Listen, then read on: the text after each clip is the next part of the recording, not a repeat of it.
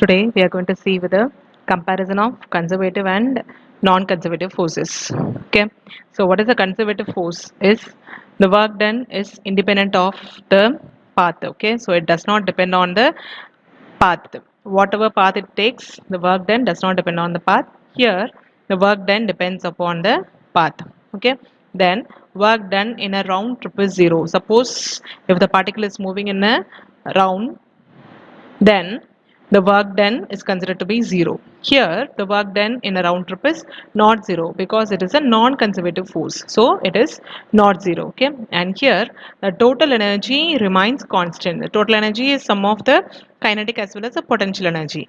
And in this, the energy is dissipated as heat energy. Whatever energy is there and that is being given out in the form of heat energy. Yes.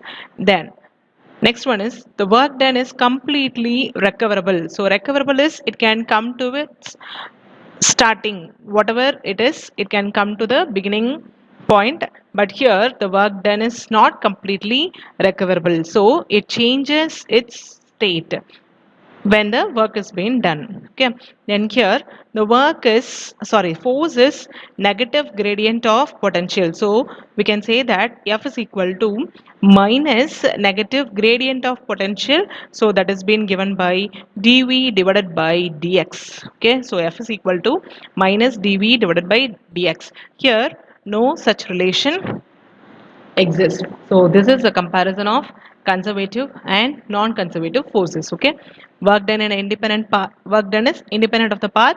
It depends upon the path. Work done in a round trip is zero. Work done in a round trip is not zero. Total energy remains constant.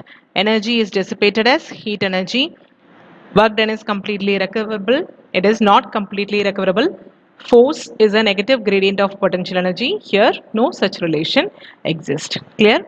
Then, next is we are going to see a very important topic which you know already, which is law of conservation of energy. Okay, so I already have studied in 10th standard itself what is the law of conservation of energy, is it not? In this, the sum of kinetic and the potential energy, that is the total mechanical energy, remains constant. So we have to know that the energy remains constant. Okay, so implying that the total energy is conserved. This is stated as law of conservation of energy. Okay, so sum of kinetic and the potential energy, which is also said as a mechanical, total mechanical energy remains constant. Okay, so that is law of conservation of energy. In this, when you see, we are going to see with the three position of particles, how they are placed. They are A, B and C.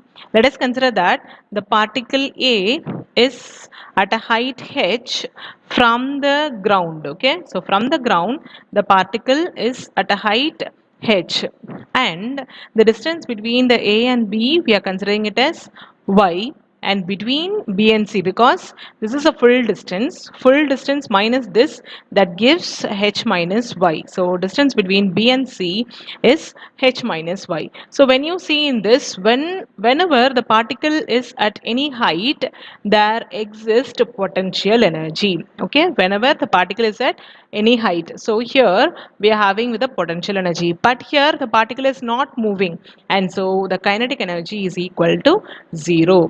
Clear? It has a potential energy but the kinetic energy is 0, so total energy can be written as E is equal to U. Clear? Total energy is just the potential energy alone. Then when you see with the second position, here the potential energy is not equal to 0. So not equal to 0 is it is equal to mgh. Okay, then the kinetic energy is also not equal to 0 because this particle is moving here. Since a particle is moving, it is not equal to 0. So the total energy can be written as sum of potential as well as the kinetic energy, so U plus kinetic energy. Clear? Then at the last point, that is at the point C, it is at the ground position, so it doesn't have the height, so h is equal to 0. Whenever the h is equal to 0, potential energy is also equal to 0, so we can say that U is equal to 0. Then the kinetic energy is not 0, so we can say the total energy is equal to the kinetic energy. First point, total energy is equal to the potential energy, and the last, total energy is equal to the kinetic energy. condition for the particle when they are at the different position. Clear? So when they are at a height h, there exists kinetic energy, there exists only potential energy, kinetic energy is 0.